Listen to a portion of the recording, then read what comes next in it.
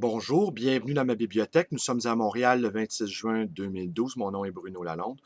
Aujourd'hui, je vous lis un passage des chroniques de Bob Dylan où Bob Dylan raconte comment il découvrit la lecture par le biais d'une bibliothèque amie d'un type Ray qui l'a hébergé en 1961. Bob Dylan, débarquant de son Midwest natal, découvre toute une faune, toute une flore d'individus atypiques, dont Sir Ray, qui avait une sacrée bibliothèque, semble-t-il. Mais avant, je voudrais vous raconter une toute petite anecdote survenue samedi le 23 juin lors d'une manif nocturne dite illégale. Nous étions quelques centaines, le noyau dur, les anarchistes, les communistes, les libertaires, et moi, un libraire. Et à la fin de la manifestation, nous étions rendus à la station Sherbrooke. Le policier, dans son intercom, dans son haut-parleur, n'a cessé de nous répéter euh, maintenant, la manifestation a atteint son point. Il ne cessait de répéter la manifestation a atteint son point. Il a dû répéter ça au moins une bonne quinzaine de fois. Rentrez chez vous, les médias vous ont remarqué, je vous invite à prendre le métro Sherbrooke qui est à votre droite. Maintenant, la manifestation a atteint son point. Et il a conclu en nous disant « Eh bien, je tiens à vous féliciter pour cette belle manifestation. Bonne soirée. » Alors, quand les policiers se mettent à faire de l'humour, là, je pense qu'on est pas mal cuit.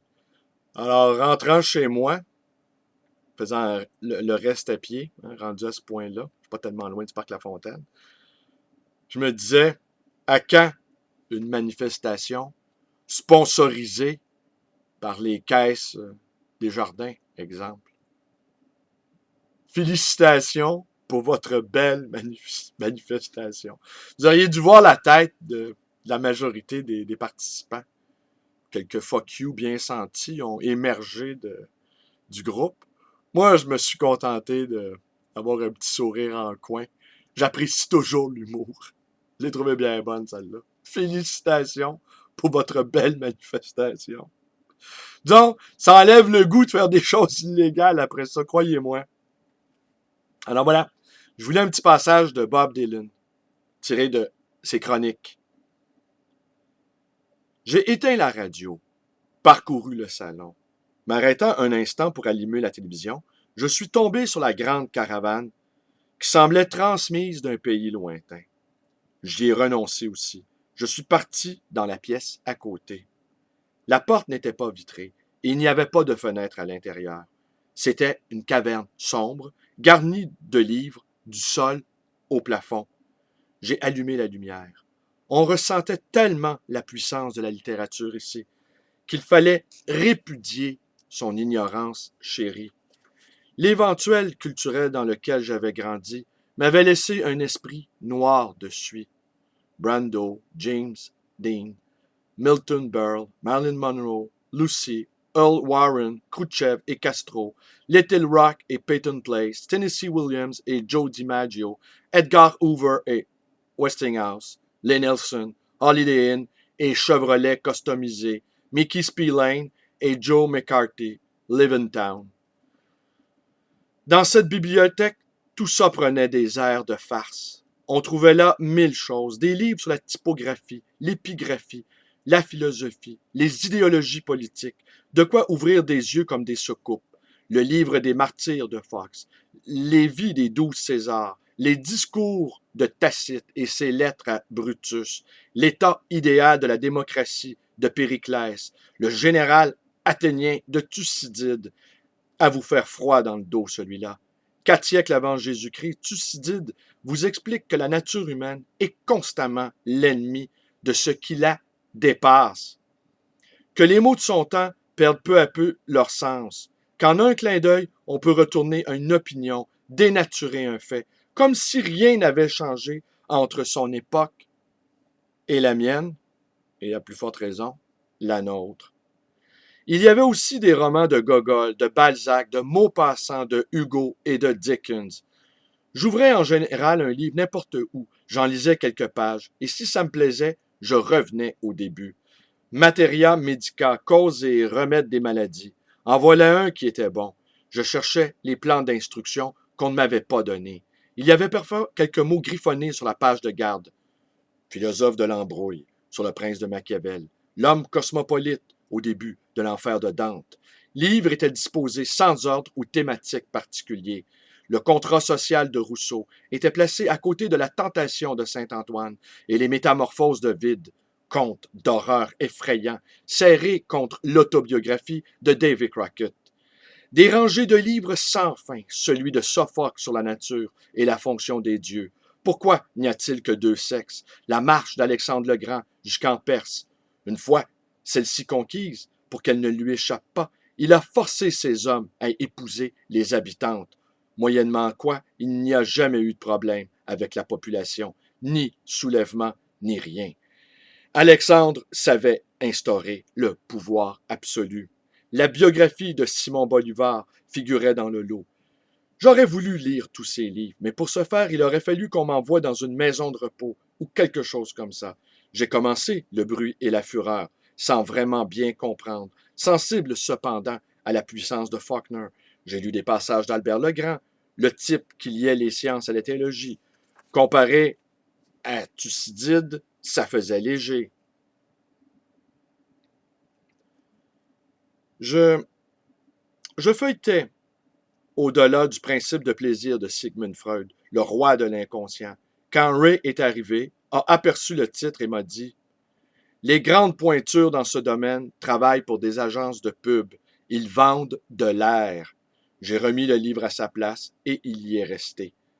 J'ai lu en revanche une biographie de Robert E. Lee. J'ai appris que son père avait été défiguré dans une émeute, qu'on lui avait versé de la soude dans les yeux, qu'il avait abandonné les siens pour partir aux Antilles. Le général Lee, qui avait grandi sans père, s'était tout de même construit une vie. En outre, c'était sur sa parole et elle seule que l'Amérique avait évité une guérilla qui durerait sans doute encore aujourd'hui. Ces livres, c'était quelque chose, vraiment quelque chose. Je lisais beaucoup de pages à haute voix et j'aimais le son des mots, la langue, le sonnet de Milton sur le récent massacre des Vaudois du Piémont à propos d'innocents assassinés par le duc de Savoie en Italie avait l'élégance d'une folk song. La littérature russe avait une aura particulièrement noire sur ses étagères, notamment les poèmes politiques de Pouchkine qu'on disait révolutionnaires. Pouchkine est mort dans un duel en 1837. Tiens, la date. Il y avait aussi ce livre du comte, Léon Tolstoï, dont j'allais visiter la propriété 20 ans plus tard.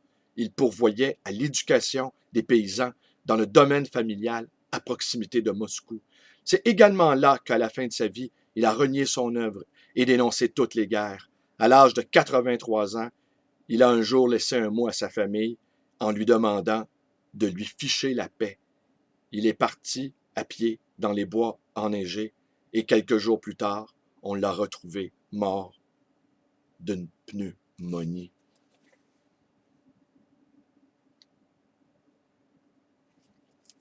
Un dernier petit passage ici.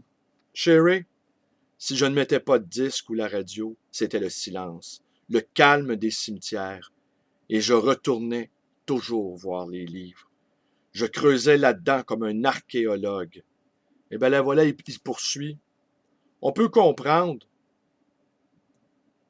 à la lecture de ce passage qui dure assez longtemps sur son rapport au livre, que l'aventure de Bob Dylan, l'aventure intellectuelle de Bob Dylan, a commencé dans une bibliothèque privée.